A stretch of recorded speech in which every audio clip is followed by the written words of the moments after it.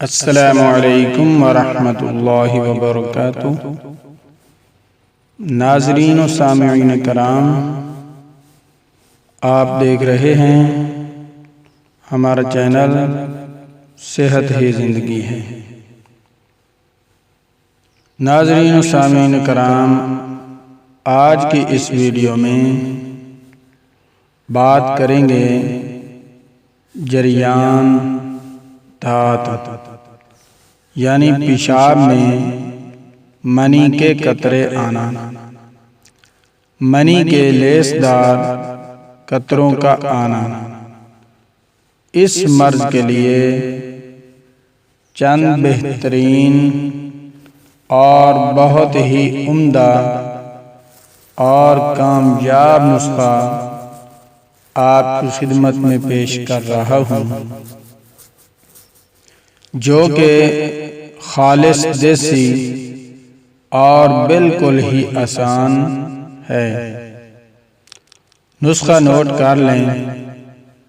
گوند ککر 10 gram, برادہ اسبغول 50 gram, be پھلی کے بیج 20 گرام،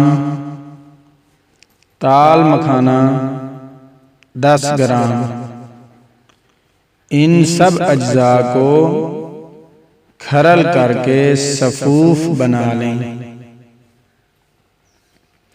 طریقہ استعمال بتانے سے پہلے میری تمام ناظرین و سامعین سے گزارش ہے کہ میرے چینل کو جلدی سے سبسکرائب کر لیں، تاکہ ہماری ہر نئی آنے والی ویڈیو آپ تک بآسانی پہنچتی رہے۔ طریقہ استعمال نوٹ کر لیں۔ 5 گرام صبح اور 5 گرام شام کو دودھ کے ساتھ استعمال کرنا ہے۔ تقریباً دودھ آدھا کلو سے کم نہ ہو۔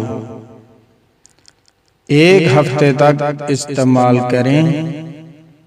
اس صفوف کے استعمال سے پرانا جریان